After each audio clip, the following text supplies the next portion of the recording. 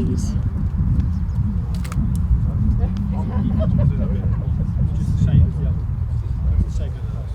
I know. Oh no, I knew, that's why I was down there, finding out in person.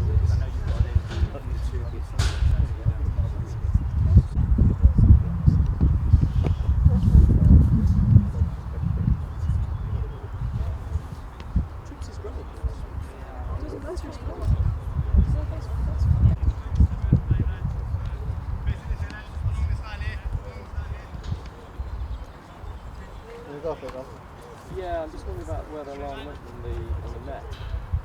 You're just going for a run down, pitch and back down. Okay. That's fine. Go on and start on me. Oh, lovely. Okie dokie. Lovely.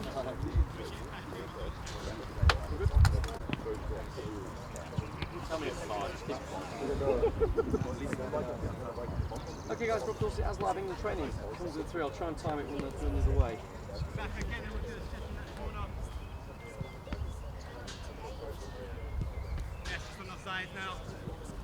Yeah, 23 of the 26-man England squad are out there training on the grass. You can see them out there now, and it's pretty muggy out here. We've got thunder in the air.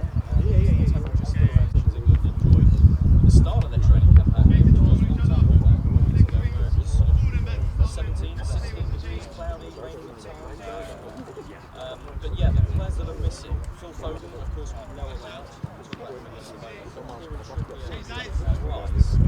little bit surprised not to see out there on the grass, but we understand they're undergoing their own first recovery programmes indoors. So for that reason, to me, of course, we get to Saturday and then for the game, they're carrying out their programmes away from the rest of that week. So we're a bit down, but I don't get it, it's difficult to this part of the end of the season, which is still nice, and still getting back to full fitness as well.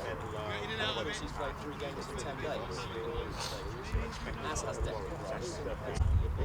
Look very closely at the medical reports, conditioning reports, and they make their training plans accordingly. See Luke Shaw out there at the back. He is out there training again, which is again a boost for Gareth Southgate. As he played Sheffield, I think I say, where did he go? He said next to the game. Now, so they just make a lot of that, so that's a big boost. He'll be back. I think he's still in a certain respect, not playing many games. They've just done the news.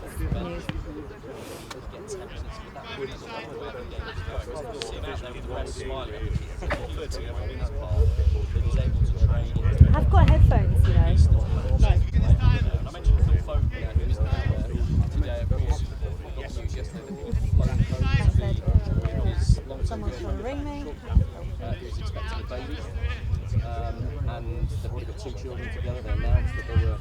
Yeah, there's Gareth Southgate. Why don't we talk about him a little bit? Because, of course, we've seen all of those quotes from the newspapers and some of the comments he made after the game, after that dour 0-0 draw against Slovenia in the final group game, where I have to say he sounded pretty down. I think we need to give him some of the bile that's coming from England supporters right now. Remember, as he left the field in Cologne, there were some plastic cups that were thrown at him, some of the abuse, some of the booing from England fans was pretty pertinent, and it was directed straight at Gareth Southgate. He said, our world is different at the moment, and I feel that it's probably because of me.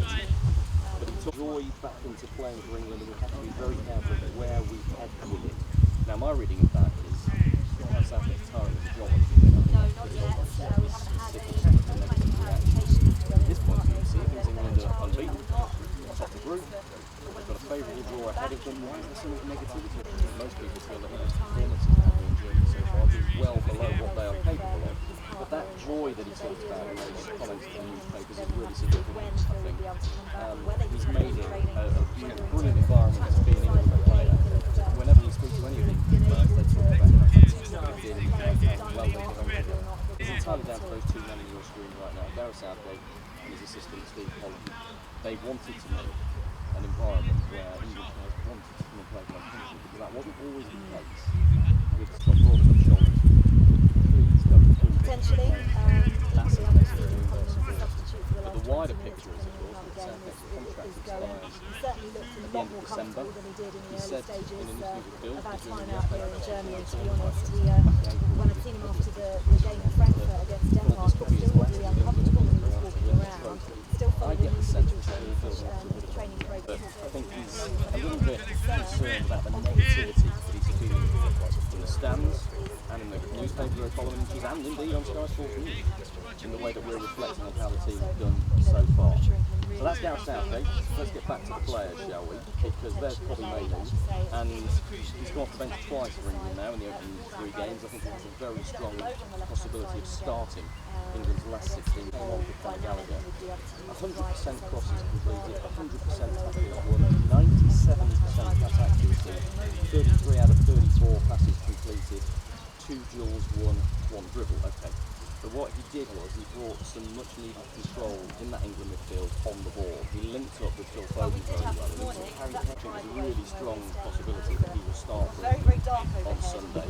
And it shows that Gareth Southgate's been drafted During this broadcast, so far it's started off as money on Wednesday, maybe around about from Brandon midway through the second decision by Gareth Southgate. Conor Gallagher, a natural number 8, had a brilliant season for Chelsea, but the England manager took him off at half-time against Slovenia, clearly feeling that England needed somebody with a bit more ability on the ball maybe, and that's where Bobby Mainoo came in. So 3 different, there's Conor Gallagher, look, so 3 midfield options tried already, 2 of them dispensed with.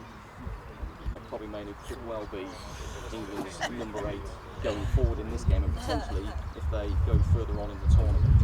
What about changes elsewhere? Well, let's talk about Cole Palmer, shall we? Because we spoke to him after the game and in the season for Chelsea. And I think when he came off the bench in that second half, he was England's most exciting player. He looked to the manner born, his first experience of major international football at a tournament, and he was doing exactly what he does for his club. Nothing seemed to faze him. He was beating players. He was very well with England's other attacking options. And he has a bit of a swagger about him, which I think shows how comfortable he is and how well he's adapted to this international stage. It didn't faze him one bit. And I think Cole Palmer may well be the man to come in on that wide right-hand side. Jared Bowen, of course, into option. Anthony Gordon on the left there. Look, let's talk a bit about him because he put his first taste of tournament football the other night.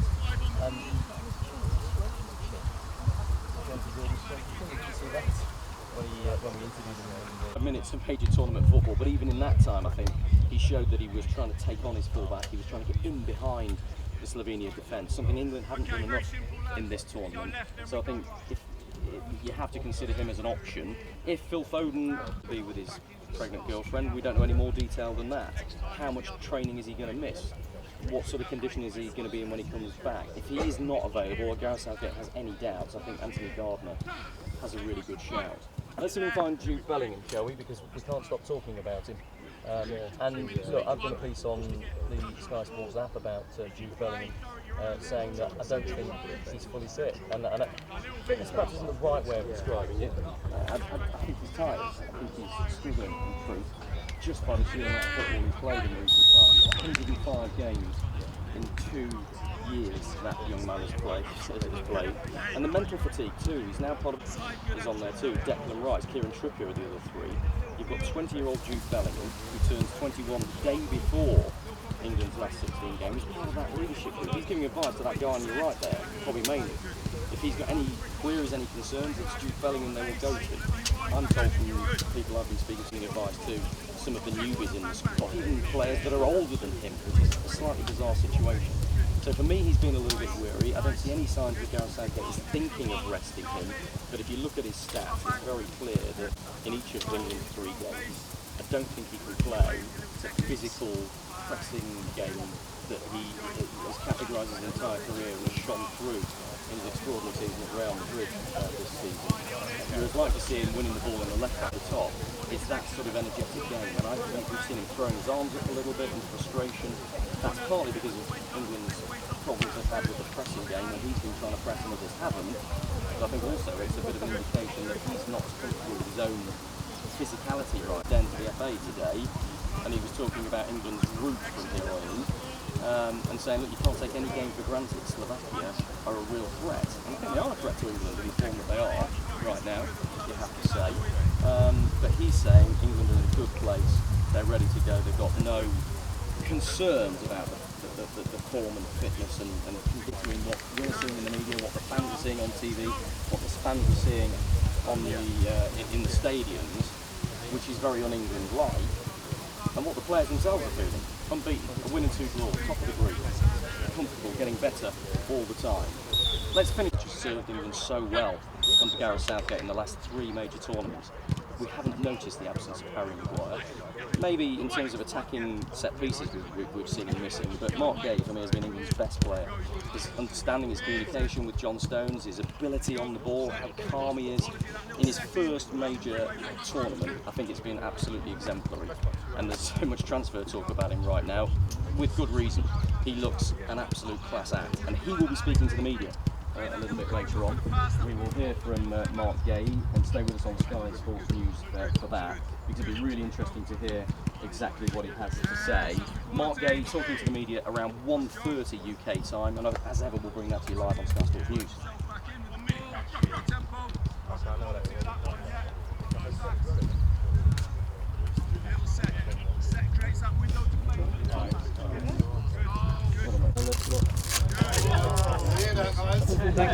Thank you.